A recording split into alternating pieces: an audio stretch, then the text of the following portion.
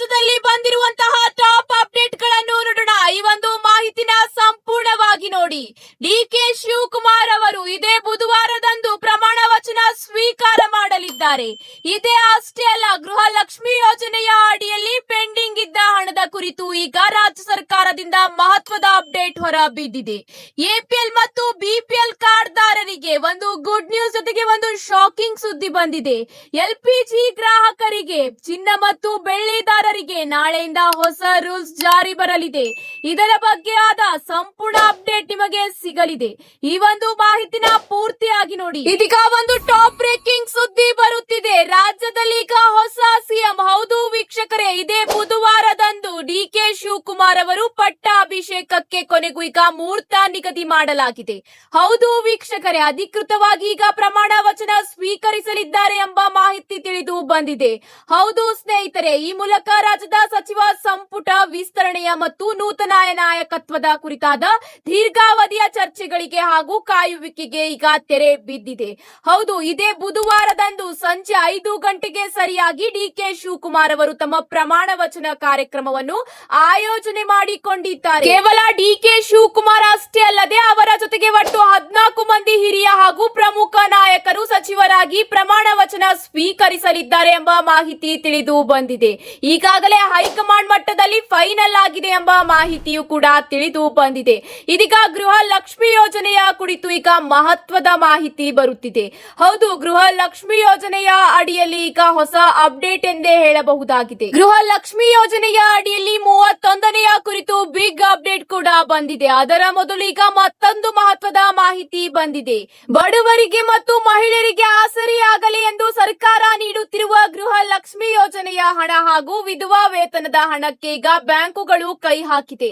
ಹೌದು ಸ್ನೇಹಿತರೆ, ನಿಯಮಗಳನ್ನು ಗಾಳಿಗೆ ತೂರಿ ಮಹಿಳೆಯರ ಖಾತೆಯಲ್ಲಿದ್ದ ಹಣವನ್ನು ಸಾಲದ ಖಾತೆಗೆ ಜಮೆ ಮಾಡಿಕೊಂಡಿರುವುದು ಈಗ ಮಾಹಿತಿ ತಿಳಿದು ಬಂದಿದೆ. ಹೌದು ವೀಕ್ಷಕರೇ, ಗೃಹ ಲಕ್ಷ್ಮಿ ಮತ್ತು ವಿಧವಾ ವೇತನದ ಹಣ ದುರ್ಬಳಕೆ, ಸಾಲದ ಹೆಸರಿನಲ್ಲಿ ಸರ್ಕಾರಿ ಯೋಜನೆಗಳ ಹಣ ಕಡಿತ, ಬ್ಯಾಂಕ್ ಎಡವಟ್ಟಿಗೆ ಸಾರ್ವಜನಿಕರು ಈಗ ಆಕ್ರೋಶ ಕೂಡ ವ್ಯಕ್ತಪಡಿಸುತ್ತಿದ್ದಾರೆ.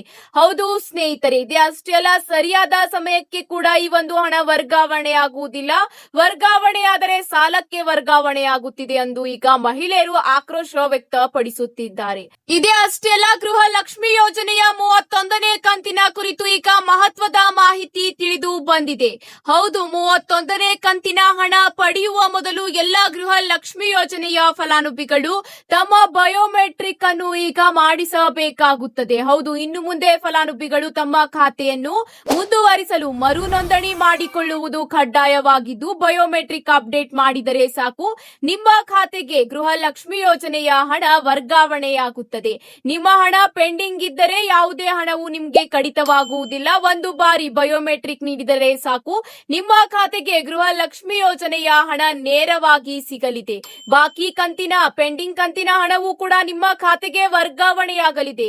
ತುರ್ತಾಗಿ ಗ್ಯಾರಂಟಿ ಯೋಜನೆಗಳನ್ನು ಜಾರಿಗೊಳಿಸುವ ಗಡಿಬಿಡಿಯಲ್ಲಿ ಸರ್ಕಾರ ಆರಂಭದಲ್ಲಿ ಅರ್ಹರು ಮತ್ತು ಅನರ್ಹರನ್ನು ಗಮನಿಸಿಲ್ಲ. ಹೌದು ವೀಕ್ಷಕರೇ, ಇದರ ಲಾಭ ಪಡೆದ ಶ್ರೀಮಂತರು, ಆದಾಯ ತೆರಿಗೆ ಪಾವತಿದಾರರು, ಒಂದೇ ಕುಟುಂಬದ ಇಬ್ಬರು ಹಾಗೂ ಮೃತಪಟ್ಟವರ ಹೆಸರಲ್ಲೂ ಕೂಡ ಹಣ ಡ್ರಾ ಆಗುತ್ತಿರುವುದು ಇತ್ತೀಚಿನ ಪರಿಶೀಲನೆಯಲ್ಲಿ ಈಗ ಬೆಳಕಿಗೆ ಬಂದಿದೆ.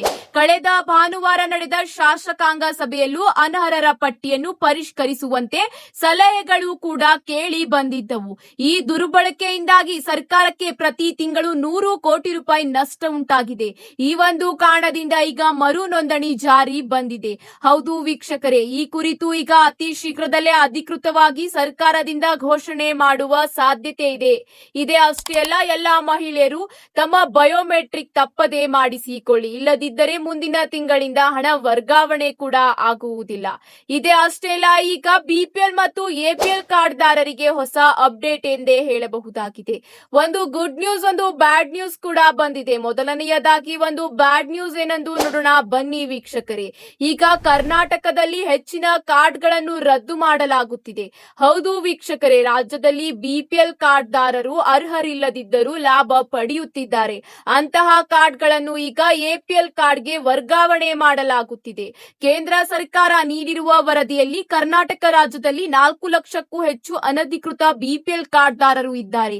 ಈ ವಿಚಾರವಾಗಿ ಪ್ರತಿಕ್ರಿಯೆ ನೀಡಿದ ಆಹಾರ ಇಲಾಖೆ ಇಲಾಖೆಯ ಸಚಿವ ಮುನಿಯಪ್ಪನವರು 7 ಲಕ್ಷ ಕಾರ್ಡ್ಗಳು ಈಗ ಗೈಡ್ ಲೈನ್ ಮೀರಿ ಎಪಿಎಲ್ ಕಾರ್ಡ್ ಬಿಪಿಎಲ್ ನಲ್ಲಿ ಇದಾವೆ ಅಂತ ವರದಿ ಕೊಟ್ಟಿವೆ.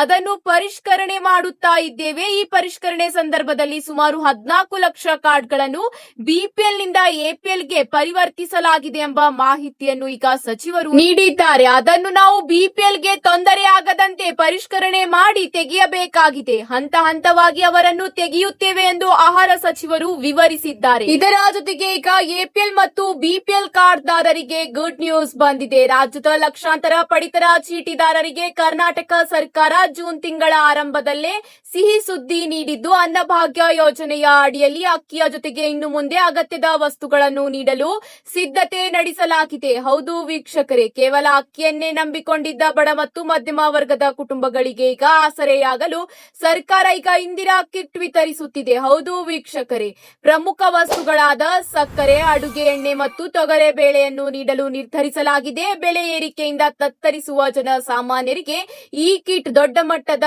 ಉಪಯೋಗವಾಗಲಿದೆ ಎಂಬ ಮಾಹಿತಿ ತಿಳಿದು ಬಂದಿದ್ದು, ರಾಜ್ಯದ ಬಿಪಿಎಲ್ ಮತ್ತು ಅಂತ್ಯೋದಯ ಪಡಿತರ ಚೀಟಿ ಹೊಂದಿರುವ ಕುಟುಂಬಗಳಿಗೆ ಈ ಕಿಟ್ ಲಭ್ಯವಾಗಲಿದೆ. ಪ್ರತಿ ತಿಂಗಳು ಪಡಿತರ ಅಂಗಡಿಗಳ ಮೂಲಕವೇ ಈ ಕಿಟ್ ವಿತರಿಸಲು ಆಹಾರ ಇಲಾಖೆ ಈಗ ಮುಂದಾಗಿದೆ. ಪ್ರತಿ ಕುಟುಂಬಕ್ಕೆ ನಿಗದಿತ ಪ್ರಮಾಣದ ಎಣ್ಣೆ ಮತ್ತು ಬೇಳೆಯನ್ನು ಪ್ಯಾಕೆಟ್ ರೂಪದಲ್ಲಿ ನೀಡಲು ಈಗ ರಾಜ್ಯ ಸರ್ಕಾರ ಸಿದ್ಧಪಡಿಸಿದ್ದು, ಇದೇ ಜೂನ್ ತಿಂಗಳಿಂದ ಈ ಒಂದು ಯೋಜನೆಯ ಲಾಭ ಸಿಗಲಿದೆ. ಹೌದು ವೀಕ್ಷಕರೇ, ಇದೇ ಅಷ್ಟೇ ಅಲ್ಲ, ಈ ಕಿಟ್ ವಿತರಣೆಯಲ್ಲಿ ಯಾವುದೇ ಅಕ್ರಮ ನಡೆಯದಂತೆ ಈಗ ಎಚ್ಚರಿಕೆ ವಹಿಸಲಾಗುತ್ತಿದೆ. ಬಯೋಮೆಟ್ರಿಕ್ ಅಥವಾ ಈ ಕೆವೈಸಿ ಆಧಾರದ ಮೇಲೆ ಅರ್ಹ ಫಲಾನುಭವಿಗಳಿಗೆ ಮಾತ್ರ ಈ ಕಿಟ್ ವಿತರಿಸುವ ಸಾಧ್ಯತೆ ಇದೆ ಎಂಬ ಮಾಹಿತಿ ಈಗ ತಿಳಿದು ಬಂದಿದೆ. ಇದರ ಜೊತೆಗೆ ಈಗ ಎಲ್ಪಿಜಿ ಗ್ರಾಹಕರಿಗೆ ನಾಳೆಯಿಂದ ಹೊಸ ರೂಲ್ಸ್ ಜಾರಿಯಾಗಲಿದೆ.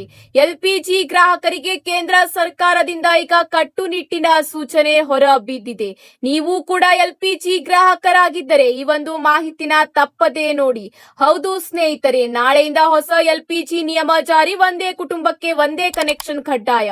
ಹೌದು ವೀಕ್ಷಕರೇ, ಇದರ ಅನ್ವಯ ಒಂದೇ ಮನೆಯಲ್ಲಿ ಒಂದಕ್ಕಿಂತ ಹೆಚ್ಚು ಗ್ಯಾಸ್ ಕನೆಕ್ಷನ್ ಹೊಂದಿರುವುದು ಇನ್ನು ಮುಂದೆ ಕಾನೂನು ಬಾಹಿರವಾಗಲಿದೆ. ಈ ಹೊಸ ಆದೇಶದ ಬೆನ್ನಲ್ಲೇ ದೇಶದ ಪ್ರಮುಖ ತೈಲ ಮಾರಾಟ ಕಂಪನಿಗಳಾದ ಇಂಡಿಯನ್ ಆಯಿಲ್, ಇದರ ಜೊತೆಗೆ ಎಚ್ಪಿಸಿಎಲ್ ಮತ್ತು ಬಿಪಿಸಿಎಲ್ ಜಂಟಿ ಸಾರ್ವಜನಿಕ ಪ್ರಕಟಣೆ ಹೊರಡಿಸಿದ್ದು, ಗ್ರಾಹಕರು ತಮ್ಮ ಬಳಿ ಇರುವ ಹೆಚ್ಚುವರಿ ಕನೆಕ್ಷನ್ಗಳನ್ನು ತಕ್ಷಣವೇ ಹಿಂತಿರುಗಿಸುವಂತೆ ಸೂಚನೆ ನೀಡಲಾಗಿದೆ.